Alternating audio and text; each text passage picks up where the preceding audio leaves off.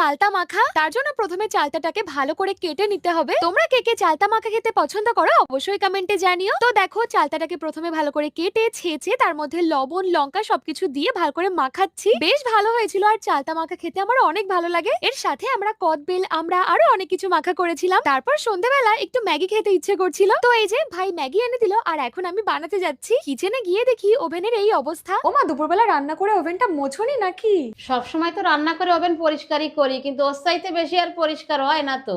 আরে তোমাকে আমি কতবার বলেছি এই বিকো কিচেন ক্লিনার দিয়ে কিচেনটা পরিষ্কার করবে। এটা রান্নাঘরকে খুব সুন্দরভাবে পরিষ্কার করে। দিনের পর দিন রান্না করতে করতে রান্নাঘর নোংরা হয়ে যায়, যেটা পরিষ্কার করতে অনেক কষ্ট হয়। তার জন্য আমি নিয়ে এসেছি বিকো কিচেন ক্লিনার। এটা টক্সিন ফ্রি, প্ল্যান্ট বেসড এবং eco friendly and no harsh smell, no chemical. এটা জাস্ট নোংরা জায়গাতে স্প্রে করতে হবে এবং সেকেন্ডের মধ্যে টাফ থেকে টাফ নোংরা রিমুভ হয়ে যাবে। ডিফারেন্সটা তোমরা একবার ইউজ করলেই বুঝতে পারবে। এটা একদমই সেফ, তার জন্য কিডস এরিয়া বা ফুডস এরিয়াতে ইজিলি ইউজ করা যায়। প্রোডাক্ট আমি ট্যাগ করে দেবো। এছাড়াও তোমরা এটা অ্যামাজন, ফ্লিপকার্ট এবং ব্লিঙ্কিটে পেয়ে যাবে।